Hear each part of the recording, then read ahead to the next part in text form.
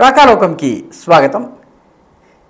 ఈ కంటెంట్ నచ్చినట్లయితే లైక్ బటన్ని ప్రెస్ చేయండి. పక్కనే ఉన్నటువంటి షేర్ బటన్ని ప్రెస్ చేయడం ద్వారా కంటెంట్ని మీ బంధుమిత్రులకు పంపవచ్చు. దాని పక్కనే ఉన్నటువంటి సబ్స్క్రైబ్ బటన్ను ఇప్పటి వరకు మీరు సబ్స్క్రైబ్ చేసుకోకపోతే ప్రెస్ చేయండి. ప్రెస్ చేస్తే మీరు పూర్తి ఉచితంగా రాకాలోకం సబ్స్క్రైబర్ కావచ్చు. ఆ పక్కనే ఉన్నటువంటి బెల్ ఐకాన్ని నొక్కినట్టయితే మీకు రాకాలోకంలో కొత్త వీడియో పెట్టగానే నోటిఫికేషన్ ద్వారా తెలియజేయడం జరుగుతుంది. మీరు అప్ టు డేట్గా ఉండవచ్చు. మిత్రులారా, ప్రధానమంత్రి నరేంద్ర మోదీ, ఆయన అనుచరుడు తమిళనాడు రాష్ట్ర బీజేపీ అధ్యక్షుడైనటువంటి అన్నామలై కీలరికి వాత పెట్టడంలో వీళ్ళు సిద్ధాస్తులని మరొక్కసారి నిరూపించుకున్నారు. తమిళనాడులోని ద్రవిడవాద రాజకీయాలు, ఆ ద్రవిడవాద రాజకీయాలకి తొత్తులాగా తాబేదారులా వ్యవహరిస్తున్నటువంటి కాంగ్రెస్ను, ఈ రెండిటినీ ఒకే దెబ్బతో కొట్టడం కోసం అటు ప్రధానమంత్రి నరేంద్ర మోదీ, ఇటు అన్నామలై ఇద్దరూ కూడాను ఒక ఆయుధాన్ని బయటకి తీశారు. ఇంత మటుకు ఆ ఆయుధాన్ని ద్రవిడ పార్టీలు, అప్పుడప్పుడు అన్నాడీఎంకే, అప్పుడప్పుడు డిఎంకే, ఎప్పుడు కావాలంటే అప్పుడు టెంపరేచర్ని రైజ్ చేసుకోవడం కోసము స్విచ్ ఆన్ చేసి స్విచ్ ఆఫ్ చేసి నడిపిస్తూ వచ్చాయి. ఇప్పుడు స్విచ్ అన్నామలై చేతిలోకి వచ్చింది. ఆ స్విచ్ని అన్నామలై నొక్కుతున్నాడు. వాళ్ళు వద్దనుకున్న సమయంలో ఆ ఇష్యూ పైకి వస్తుంది. ఆ ఇష్యూ పేరు కచ్చదీవు. కచ్చదీవు ఇన్నాళ్ళు ద్రవిడ పార్టీలు, కాంగ్రెస్ పార్టీ ఉపయోగించుకున్నాయి. ఇప్పుడు కచ్చదీవు భారతీయ జనతా పార్టీ ఈ ఇష్యూని లేవనెత్తేసరికి ఈ ద్రవిడ పార్టీలకు, వాటి తాబేదారుగా వ్యవహరిస్తున్నటువంటి కాంగ్రెస్ పార్టీకి ఏం చేయాలో పాల్పోవటం లేదు. అసలు ఏమిటి కచ్చదీవు? కచ్చదీవు అనేది వాస్తవానికి హిందూ మహాసముద్రంలో శ్రీలంకకి భారతదేశానికి మధ్య ఉన్నటువంటి 285 ఎకరాలు, అంటే 1.15 స్క్వేర్ కిలోమీటర్లు మాత్రమే ఉన్న ఒక చిన్న ద్వీపం. అందులో జనావాసం ఉండదు, ఎవరు ఉండరు. అందులో ఒక చర్చ్ ఉంటుంది, సెయింట్ ఆంథోనీస్ చర్చ్ అని. ఆ క్రైస్తవులు ఎవరైతే పడవలు నడిపే వాళ్ళు ఉంటారో వాళ్ళు అక్కడ ఆ సెయింట్ ఆంథోనీకి దండం పెట్టుకుని ముందుకు సాగిపోతూ ఉంటారు. ఏడాదికి ఒకసారి జాతర అవుతుంది. భారతదేశం నుంచి భక్తులు వస్తారు, క్రైస్తవ భక్తులు. అదేవిధంగా శ్రీలంక నుంచి కూడా క్రైస్తవ తమిళ భక్తులు వస్తారు, పూజ చేసుకుంటారు, ఒక రాత్రి గడుపుతారు, వెళ్ళిపోతారు.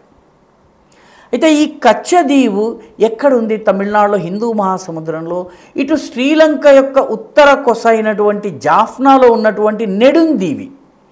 ఈ నెడుందీవికి ఒక ఇంగ్లీష్ పేరు కూడా ఉంది, డెల్ఫ్ట్ ఐలాండ్ అంటారు. DELFT island, Delft island. ఈ డెల్ఫ్ట్ ఐలాండ్ అసలు పేరు, తమిళులు పిలుచుకునే పేరు నెడుందీవి. ఈ నెడుందీవికి ఇటు రామేశ్వరం యొక్క కొసకి, ఈ రెండిటికి మధ్య ఉంది. ఈ కచ్చదీవి నుంచి 25 కిలోమీటర్లు వెళ్తే శ్రీలంకలో ప్రవేశించవచ్చు, ఒక 30 కిలోమీటర్లు వెళ్తే భారతదేశంలో అంటే రామేశ్వరంలోకి వెళ్ళవచ్చు. అంత కీలకమైనటువంటి ప్లేస్లో ఉంది. కాబట్టి భారత శ్రీలంకల మధ్య సెంట్రల్ పాయింట్లో ఉన్నటువంటి ప్లేస్ కచ్చదీవు. జనావాసం లేదు, కానీ చేపలు పట్టుకునేవాళ్ళు, జాలర్లు, ఇరు దేశాలకు చెందిన జాలర్లు వచ్చేవాళ్ళు, చేపలు పట్టుకునేవాళ్ళు, అక్కడ విశ్రాంతి తీసుకునేవాళ్ళు, తమ వలల్ని ఎండబెట్టుకునేవాళ్ళు, వెళ్తుండేవాళ్ళు. ఎప్పుడు ఏ గొడవ లేదు.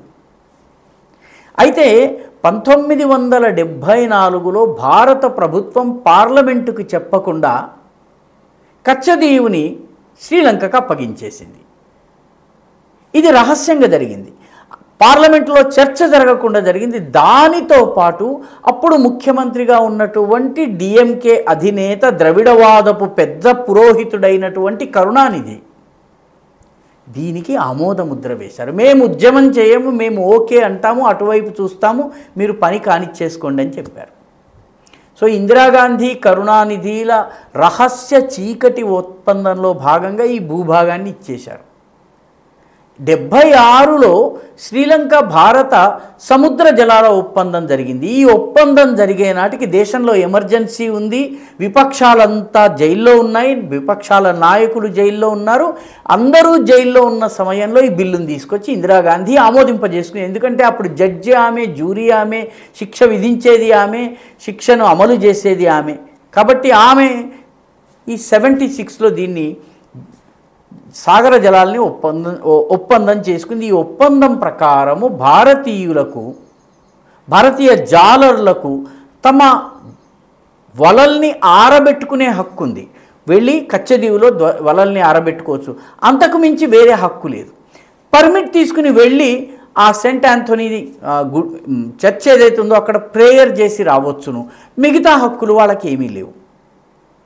అయితే శ్రీలంక దీన్ని క్లెయిమ్ చేసింది. శ్రీలంక దీనిని నెమ్మదిగా ముందు భారతీయుల్ని అలౌ చేస్తామని చెప్పిన శ్రీలంక నెమ్మదిగా భారతీయ జాలర్లు అక్కడికి రాగానే పట్టుకోవడము, అరెస్ట్ చేయటము, వాళ్ళ పడవల్ని జప్తు చేయటము, వలల్ని స్వాధీనం చేసుకోవటం మొదలుపెట్టింది.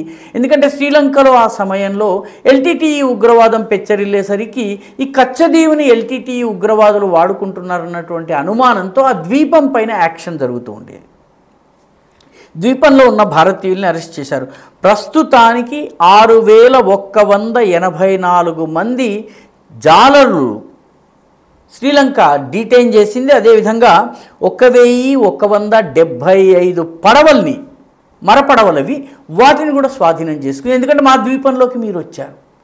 భారతీయులకి, భారతీయ జాలర్లకి వాళ్ళు పరంపరాగతంగా ఆ ప్రాంతంలో చేపలు పట్టుకునేవాళ్ళు, అక్కడ మత్స్య సంపద బాగా ఉంటుంది కాబట్టి వాళ్ళు అక్కడికి వెళ్తున్నారు. వెళ్ళగానే అరెస్ట్ చేస్తున్నారు. అరెస్ట్ చేసిన తరువాత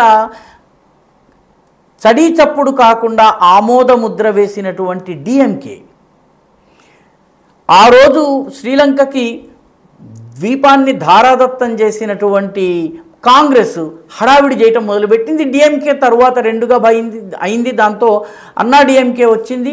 అన్నా డిఎంకే కూడా దీన్ని ఒక రాజకీయ ఇష్యూగా ఎన్నికల సమయంలో వాడుకోవడం మొదలుపెట్టేవి. ఎన్నికలు కాగానే వాటిని మర్చిపోతూ ఉండేవి. జయలలిత అయితే 2012లో సుప్రీంకోర్టుకు వెళ్ళి 74, 76 ఒప్పందాలని రద్దు చేయాలని చెప్పి కూడా కోర్టుకు వెళ్ళింది. కోర్టుకు వెళ్తే కోర్టులో దాని విచారణ అదంతా జరిగింది. అయితే ఇప్పుడు ఇది ఎందుకు ఇష్యూ అయింది? ఎందుకు ఇష్యూ అయిందంటే అన్నామలై ఆర్టీఐ ద్వారా కచ్చదీవుకు సంబంధించినటువంటి మొత్తం ఫైలుని బయటపెట్టారు. ఆర్టీఐ ద్వారా తెప్పించుకుని బయటపెట్టారు. కచ్చదీవు ఎందుకు పనికిరాని ద్వీపము, దాన్ని వదిలేసుకుందాము అని చెప్పి నెహ్రూ గారు చెప్పినట్టుగా ఆ ఆర్టీఐ రిప్లైలో ఉంది. అది 1961లో చెప్పారు. అంతకొక సంవత్సరం ముందు అక్సాయ్ చిన్ అంటే లడాఖ్ ప్రాంతంలో ఉన్నటువంటి భూమి, ప్రస్తుతం చైనా కబ్జాలో ఉన్నటువంటి 38,000 చదరపు కిలోమీటర్ల భూమి, అందులో చైనా కదలికలు ఉన్నాయని చెప్పి ఓంప్రకాష్ త్యాగి అనేటటువంటి ఎంపీ ప్రశ్న లోకసభలో లేవనెత్తే జవహర్లాల్ నెహ్రూ గారు అక్కడ గడ్డి పరక కూడా మొలవదా, అది మనకెందుకు అన్నారు. అంటే అప్పుడు ఓంప్రకాష్ త్యాగి గారు అన్నారు, నీ నెత్తి మీద కూడా ఒక్క వెంట్రుక లేదు, మీ నెత్తి అనవసరం అని మీరు భావిస్తున్నారని నెహ్రూ గారు అన్నారు. 61లో ఈ మాట అన్నారు. 62లో చైనా అక్సాయ్ చిన్ని ఆక్రమించుకుంది 38,000 చదరపు కిలోమీటర్లు. ఇప్పుడు కచ్చదీవుని కూడాను శ్రీలంక చేతుల్లో ఉంది. తమిళ ప్రయోజనాలు దెబ్బతింటున్నాయి. కానీ ఈ భూమి మన చేతుల్లోంచి పోవడానికి కారకులైనటువంటి వాళ్ళే హడావిడి చేస్తూ వచ్చారు. అన్నామలై దీన్ని బయటపెట్టారు. ఇందిరాగాంధీ కూడా ఇచ్చేయమని చెప్పి అంది. అది మొత్తం ఇవన్నీ కూడాను బయటకు తీసుకొచ్చారు. దీనికి కరుణానిధి ఎలా ఆమోద ముద్ర వేశారో ఆ సమయంలో అన్నా డిఎంకే లేదు కాబట్టి డిఎంకే, అన్నా డిఎంకే రెండు ఇందులో భాగస్వాములే అన్నటువంటి విషయాన్ని ఆయన బయటపెట్టారు. ఇది పాపం ద్రవిడవాద పార్టీలకు మింగుడు పట్టం లేదు. ఎందుకంటే తమ దొంగతనం బయటపడింది. తామే కచ్చదీవును శ్రీలంకకి ఇచ్చి ఈరోజు అల్లరి చేస్తున్నామన్నటువంటి విషయాన్ని ఎప్పుడైతే బయటపడిందో ఇప్పుడు వాళ్ళు ఎలాగ దీన్ని ఆపేయాలి, మన దేశ ప్రయోజనాల కోసం ఇచ్చాము, మన దేశం శ్రీలంకకి ఆ సహాయం చేయటం వల్ల మనకు చాలా మేలు జరిగింది, ఇటువంటి మాటలు మాట్లాడుతున్నారు. ఇన్నాళ్ళు జాలర్ల మీద అన్యాయం జరుగుతోంది, ప్రభుత్వం ఏం చేస్తోంది అన్నారు. సరిగ్గా ఎన్నికల సమయంలో అన్నామలై ఈ దెబ్బ కొట్టడము పాపం ద్రవిడ పార్టీలకి మింగుడు పట్టడం లేదు. సరిగ్గా గత 2023 ఆగస్టులో లోకసభలో ప్రసంగం చేస్తూ నరేంద్ర మోడీ కచ్చదీవు గురించి ప్రస్తావించారు. చాలామందికి గుర్తుండదు, ఎందుకంటే ఒక గంట ప్రసంగంలో ఒక చిన్న పాయింట్, కచ్చదీవు ఎందుకు పోయింది, ఎవరి వల్ల పోయింది, ఎవరు ఆమోద ముద్ర వేశారు అని చెప్పి ఆయన ఆ రోజు అన్నారు. ద్రవిడ పార్టీలు కిక్కురుమనలేదు, ఆ రోజు కాంగ్రెస్ కిక్కురుమనలేదు. ఎందుకంటే ఇందిరాగాంధీ ఇచ్చింది, నెహ్రూ గారు ఇచ్చేయమన్నారు. కాబట్టి ఇప్పుడు మొత్తం మీద ఈ విషయం బయటకు రావడంతో వీళ్ళు కంగారు పడుతున్నారు. వాస్తవానికి కచ్చదీవు ప్రారంభం నుంచి భారతదేశపు అవిభాజ్య అంతర్భాగం. చోళరాజుల కాలంలో మొత్తం జాఫ్నా శ్రీలంక మొత్తం కూడాను చోళరాజుల అధీనంలో ఉండేది. పదే పదే చోళరాజులు శ్రీలంకను జయించినటువంటి దాఖలా. ఆ తర్వాత 17వ శతాబ్దం నుంచి 1947 వరకు తమిళనాడులోని రామనాథపురంలో ఉన్నటువంటి రామ్నాడ్ రాజా, ఆయన పేరు సేతుపతి, అంటే ఆయన రామసేతు రక్షకుడు. రామేశ్వరం నుంచి ఈ కచ్చదీవు మీదుగా నెడుందీవు నుంచి జాఫ్నా దాకా ఉన్నటువంటి ఈ రామసేతు ఏదైతే ఉందో దాని రక్షకుడు ఆయన. కాబట్టి ఆయన పేరు సేతుపతి. ఆయన అధీనంలో ఈ కచ్చదీవు ఉండేది. 47 తర్వాత భారత ప్రభుత్వం తీసుకుంది. 75లో శ్రీలంకకి తడి తప్పుడు కాకుండా ఇచ్చేసింది. 3 బిఘా అదేవిధంగా బంగ్లాదేశ్లో ఇచ్చేసింది. అదేవిధంగా రాణ్ ఆఫ్ కచ్ ప్రాంతంలో 1965 ప్రాంతంలో కొంత భూభాగాన్ని ఇచ్చేశారు. 65 యుద్ధంలో మనం గెలుచుకున్నటువంటి హాజీపీర్ పాస్ ఏదైతే ఉందో ఆ హాజీపీర్ మన చేతుల్లో ఉన్నట్టయితే అసలు కాశ్మీర్లో ఉగ్రవాదమే ఉండేది కాదు. హాజీపీర్ పాస్ని తిరిగి ఇచ్చేయడం జరిగింది. ఈ రకంగా ఎవరు ఈ దేశపు భూభాగాల్ని చడీ చప్పుడు కాకుండా ధారాదత్తం చేస్తున్నారో బయట పెట్టే ప్రయత్నము మోదీ అదేవిధంగా అన్నామలై చేశారు. ఎన్నికల టైంలో చేశారు. పాపము తేలుకుట్టిన దొంగల్లాగా, కుక్కిన పేనుల్లాగా ద్రవిడ పార్టీలు సైలెంట్గా ఉన్నాయి. సరైన సమయం చూసి కీలరిగి వాత పెట్టారు మోదీ, అన్నామలై. ఈ వీడియో మీకు నచ్చినట్టయితే లైక్ చేయండి, షేర్ చేయండి, ఈ ఛానల్కు సబ్స్క్రైబ్ చేయండి. మీ అభిప్రాయాన్ని కమెంట్ల రూపంలో తప్పనిసరిగా పంపించండి.